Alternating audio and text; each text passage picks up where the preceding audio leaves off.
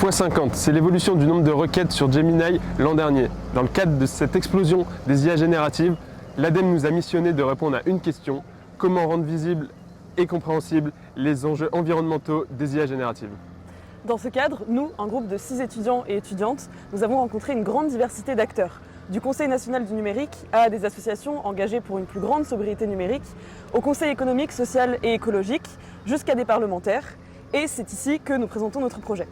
Ces rencontres, elles nous ont entre autres révélé quelque chose d'assez essentiel, c'est-à-dire que les parlementaires, ils sont sollicités en permanence sur des sujets qui sont très techniques, qui sont complexes et qui sont surtout extrêmement changeants.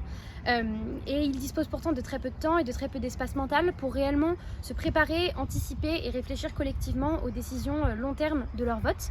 Et donc c'est là qu'il y a un vide. Il y a un vide de préparation, un vide d'anticipation et de prospective et surtout de dialogue avec la société et les générations futures. Et c'est précisément ce vide qu'on aimerait combler avec notre projet. Concrètement, les étudiants issus de Sciences Po et d'écoles d'ingénieurs travaillent ensemble dans le cadre d'un incubateur à la préparation d'un atelier de sensibilisation à destination des parlementaires. Le recrutement des étudiants se ferait sur la base du volontariat dans le cadre d'une convention entre Sciences Po et une école d'ingénieurs.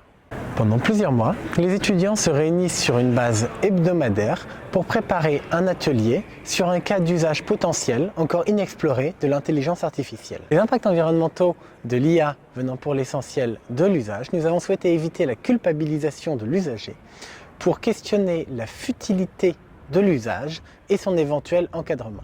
À la fin de la phase préparatoire, les étudiants invitent les députés et les sénateurs à participer à un atelier de co-conception autour d'un sujet social et environnemental affecté par les usages de l'IA générative.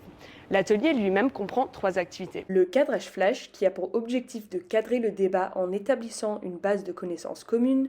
La scénarisation prospective, qui donne à voir les futurs possibles du cas d'usage dans le but de stimuler l'imagination collective. Et le red teaming législatif, qu'il s'agit de co-construction réglementaire pour aboutir sur des pistes législatives. En fait, notre projet serait un point de contact entre générations présentes et futures. Puisqu'il vise à débattre des usages de l'IA générative, il resterait au plus proche du quotidien des citoyens. Et le format de co-conception permet un travail de fond sur un sujet de société fixé par une institution au cœur de l'actualité énergétique et environnementale, l'ADEME. Il y a un intérêt pour chacune des parties prenantes. Les élus repartiraient avec 2 livrables. Une note de cadrage flash sur les zones de tension environnementale et un catalogue de mesures classées par faisabilité réglementaire. Au sein de ce programme, les étudiants s'engagent dans une enquête approfondie, y compris de terrain. Cela leur permet d'asseoir leur légitimité pour représenter les droits des générations futures et leur donne une expérience concrète de co-construction politique. Les parlementaires sont contactés par l'ADEME et garantissent leur présence participative à l'atelier.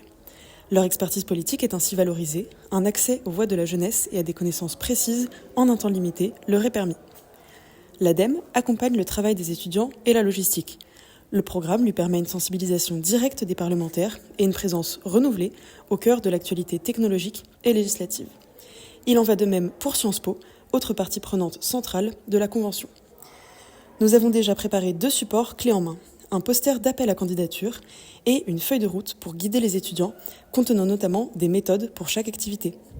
Merci et à bientôt pour garantir des débats intergénérationnels et informés.